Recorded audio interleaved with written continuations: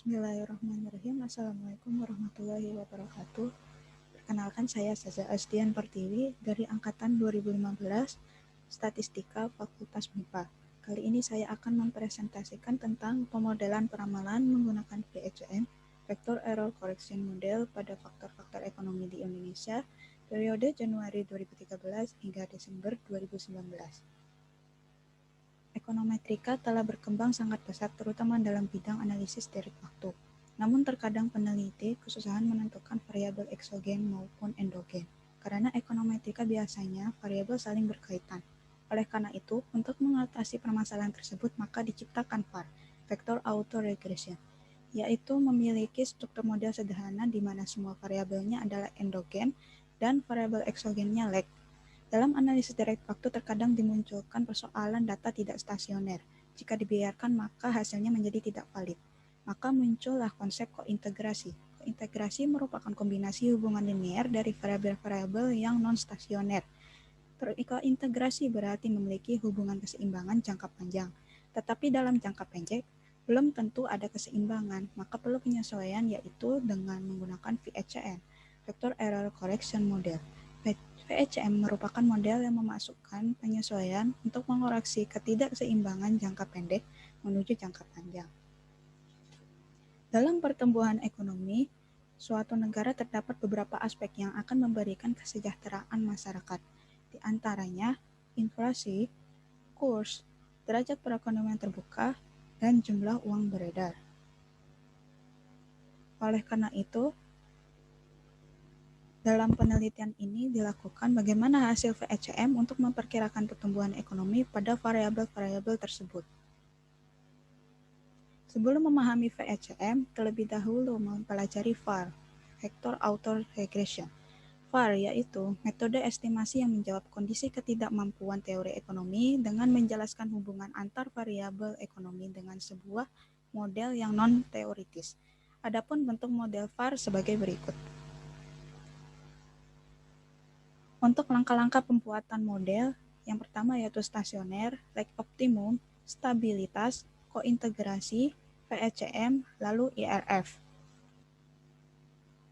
Untuk langkah yang pertama yaitu uji stasioner pada level, dengan hipotesis H0 data tidak stasioner dan H1-nya data stasioner. Maka terlihat dari nilai probabilitasnya semuanya menerima H0 yaitu tidak stasioner.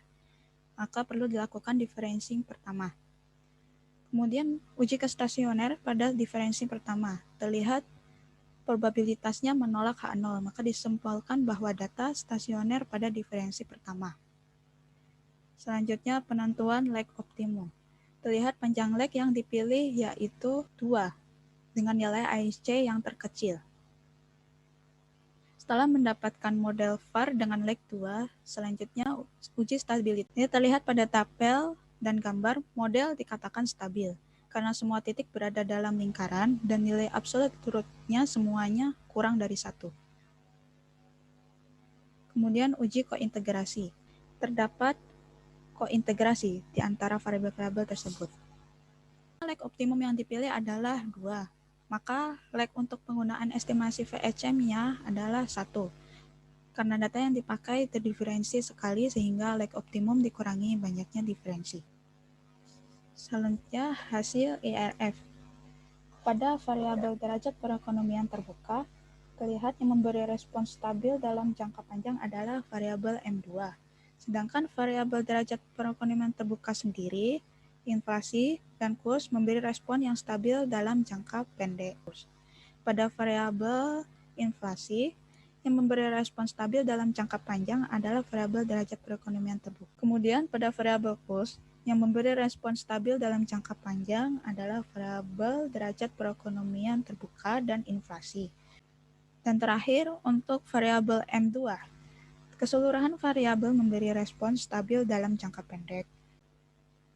Untuk kesimpulan dan sarannya, karena data terstasioner pada saat didiferensi, maka dilakukan analisis kointegrasi pada variabel derajat perekonomian terbuka, inflasi, kurs, dan M2. Dari VECM1, hasil analisis struktur grafik, impulse respon function IRF memperlihatkan bahwa dampak respon yang diberi variabel endogen Keseluruhan selama 12 bulan bersifat konvergen, pergerakannya semakin mendekati titik keseimbangan. Untuk saran, penulis menyarankan untuk mengembangkan model penelitian ini dengan menambahkan variabel lain dari faktor internal maupun eksternal. Bagi peneliti yang ingin melakukan penelitian serupa mengenai VAR untuk menentukan variabel dengan satuan yang sama. Dalam analisis terdapat permasalahan dalam pembuatan model bahwa parameter model kebanyakan tidak berpengaruh signifikan, sehingga disarankan dalam estimasi parameter menggunakan metode selain OLS, Ordinary Least Square. Demikian presentasi dari saya. Wassalamualaikum warahmatullahi wabarakatuh.